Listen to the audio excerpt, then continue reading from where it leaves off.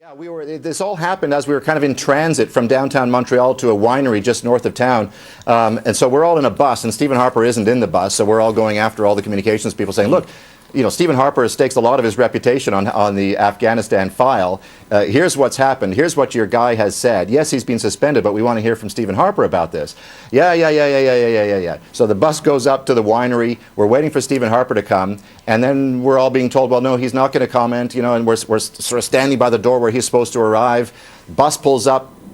Bus keeps going, doesn't get off where the bus was supposed to stop. It goes to the sort of yards in the back where there was going to be this photo op. So all the cameras then move over to where the photo op was, and then you ended up with this sort of weird, odd, freaky standoff where Stephen Harper was out in the wine fields having the photo op.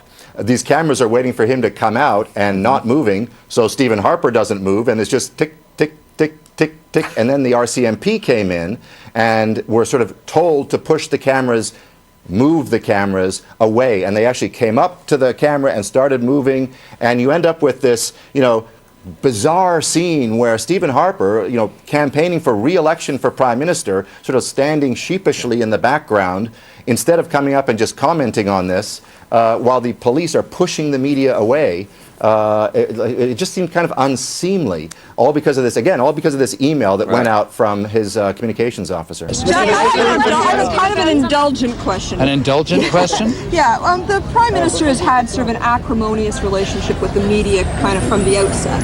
And today, when reporters started trying to ask him questions that he was uncomfortable with, apparently his aides called in the RCMP to haul them out of his vicinity. What would you do as Prime Minister? Would you try to have a better relationship with the media? Are you concerned at all about what's gone on?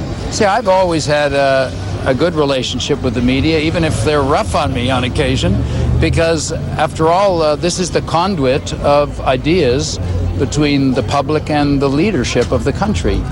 And so I think I'm known as someone who, in 25 years of being involved in public life, has been about as available as anybody could possibly be. And I personally think that's the best way to deal with the media, who are the conduit of the ideas going both ways. Suspended. The fact that the RCMP were then blocking, you know, Bob Fife's access to the Prime Minister on this issue, some might say that suggests that there is a larger problem within perhaps that war room or some of Mr. Harper's staffers. No, I don't think so. There was a campaign spokesperson with the Prime Minister who addressed this. The Prime Minister addressed it within half an hour or an hour in his speech in Montreal. I don't see a particular problem with that. Who would have ordered the RCMP to block a reporter's access to the Prime Minister during a campaign?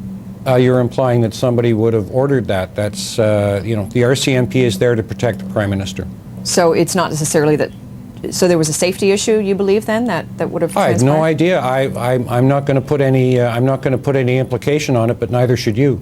No, I'm not implying anything. We're just certainly trying to get. Well, yes, you were. Well, that's certainly not my intent. I think we're just trying to get to the bottom of you know, what happened here. Well, neither you nor I were there, so we really don't know what happened. No, and of course, and that's why we asked the question. We try to get to the truth of what's going on. It's a campaign. Things change quickly, so that's our motivation, just to find out what has transpired. Well, the Conservatives are known for being disrespectful to people who oppose them. I've seen it in the House of Commons when I get up and ask questions about the war, the environment, the economy. The insults are hurled fast and furious. Anyone can look at the tapes of the House of Commons about how the Conservatives behave. So I must say this doesn't come as a surprise.